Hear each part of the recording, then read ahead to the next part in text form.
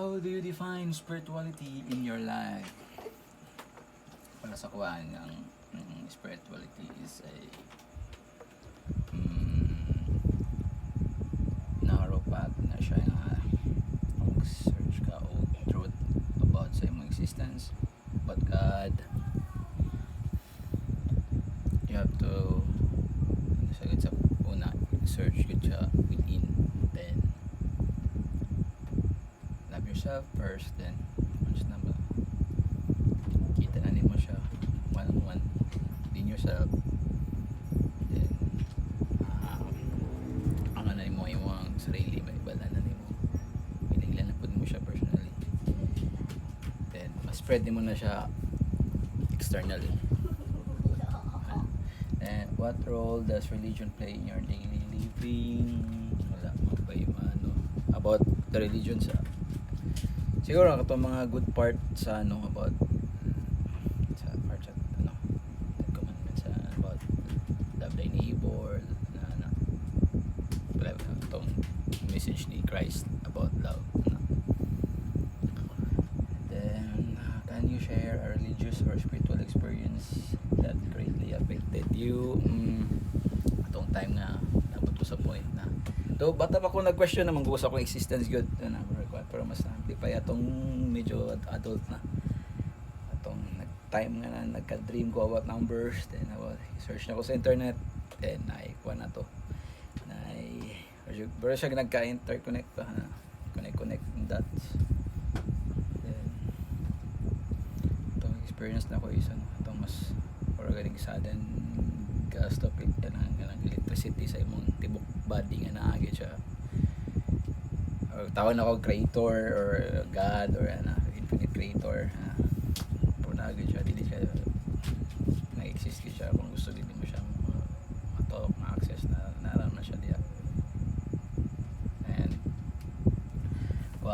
number 4, how does faith help you during difficult times? Faith naman na siya murag kuha isa hindi na ko siyang tawag faith, mura siya mental framework lang siya na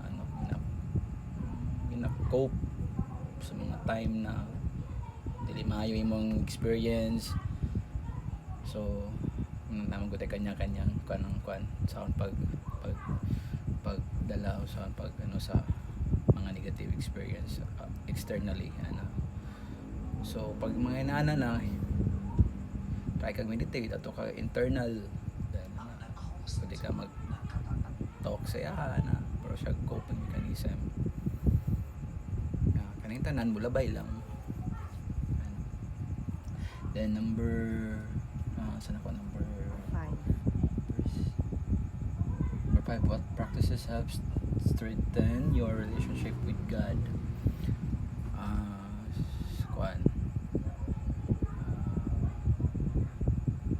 Hindi naman ako nag-pray pero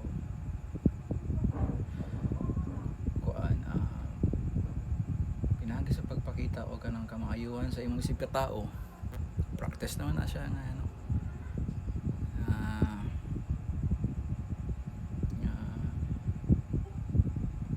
hatag o ganang gugma sa usap ka isip katao sila pinasim kagalingon paghana pa.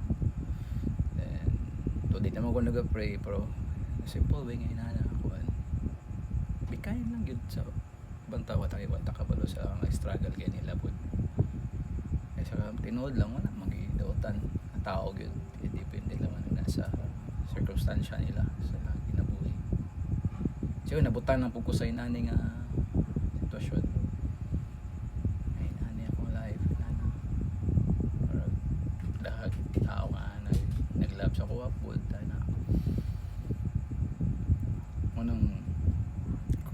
yung mga obstacle or sa mga difficult times na ako yung masampit na mga tao nagugma sa kuha so parang dali lang siya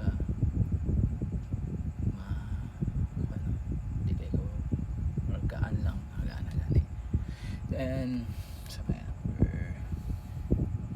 number 6, do you think spirituality is important even without religion? Why or why not? Oh yes, ang spirituality man gud is ano man siya, journey within yourself.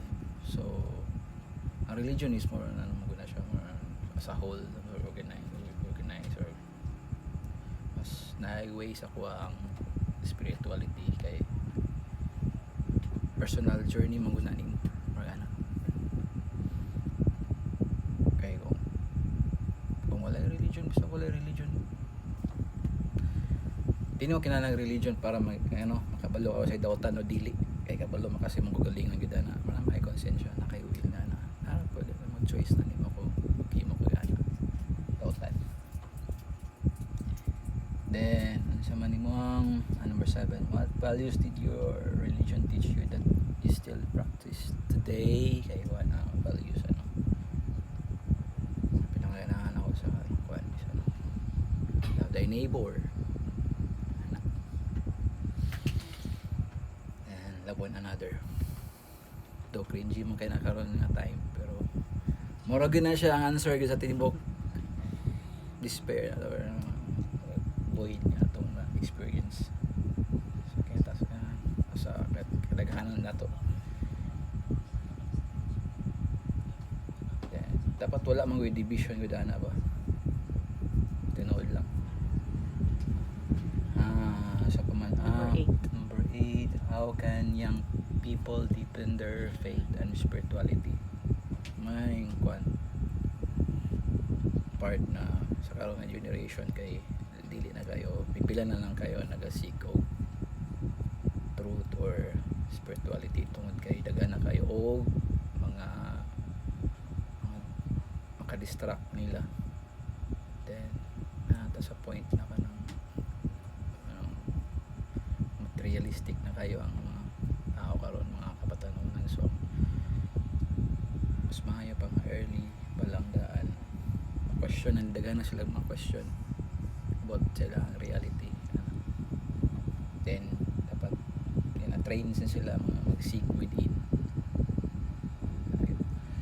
Number 9, in your opinion, how does religion contribute to peace and unity in society? Ang kani nga part ng kay tinod lang, religion man good is a tool na to control. Dili na to na sugarcoat, promo mo gyud na siya ang pinaka basis foundation gyud na mo man ang tinod yun na, pero dili nang i-deny, promo mo gyud na to control.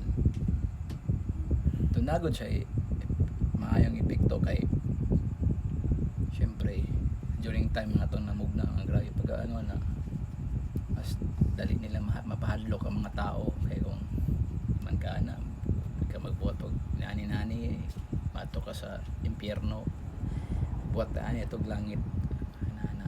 So di palang daan, control na siya. Kaya parang ginamitahan mo ang tao ba saya kang gusto makitabugan nag-impress siya yung free will. Number 10, what is the biggest challenge to maintaining faith in today's generation? Pinaka biggest challenge yun na kaidagan kayo mga external forces na dali na lang kayo masway ang mga tao, like nagano ka nang ginasik validation na wala na wala na proper na tanang goal na dapat i-attain na di lang kay material lang yung dapat i-achieve. 11, what does prayer and worship how do prayer and worship influence your personal life?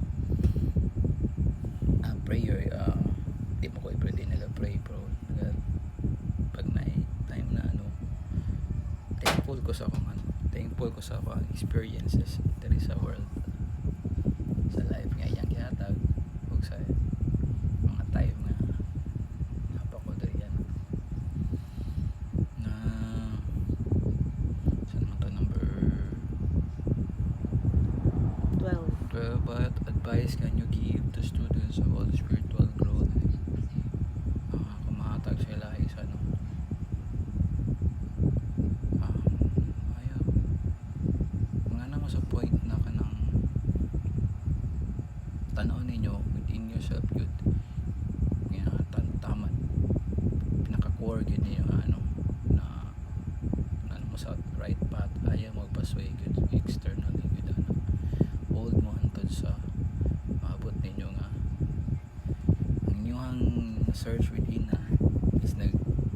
to nagay sa ubang tao in a positive way nga dili mo sila pursahon nga inana hayaan mo sila na kung sa ilan makita si mo nag-reject ma-feel man na nila.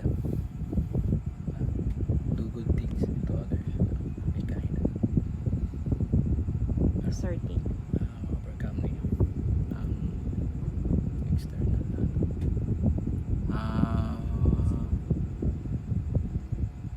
have you ever questioned your faith? How do you overcome it?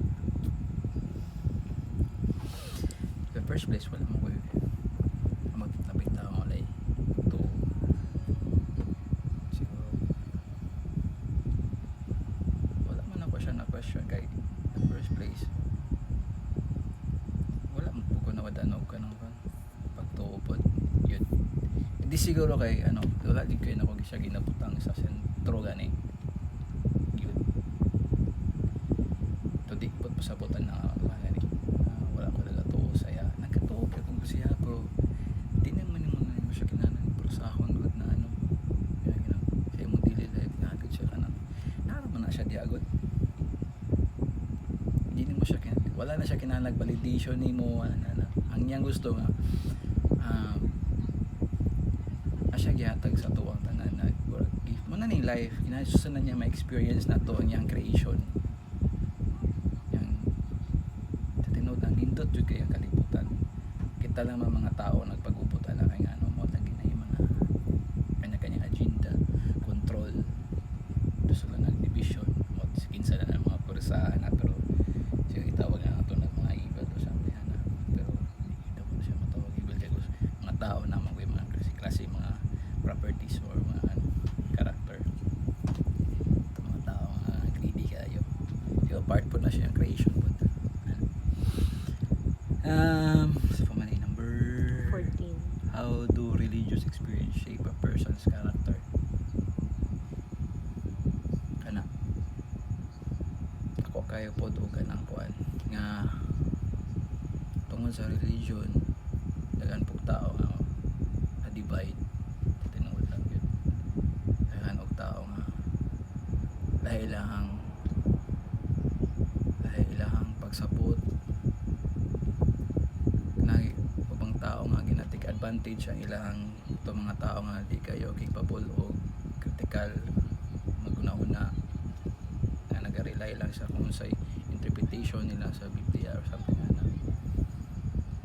susuban na anang sad lang kayo paminahon kay anong kinahanglan man nimo og middleman mag-interpret para anang iyang simple lang man kay iyang gusto magana ba may over complicate pagani why not go inside in yourself ana gani doon sa makita nimo yung gusto makita more on mind lang man din na siya naraman na siya sa sulod din. Final question. What does having a relationship with God mean to you? Kuan unconditional love mo na siya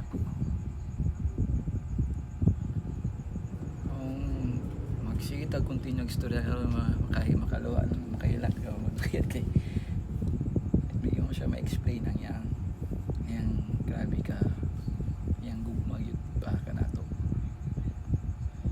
ano siya unconditional love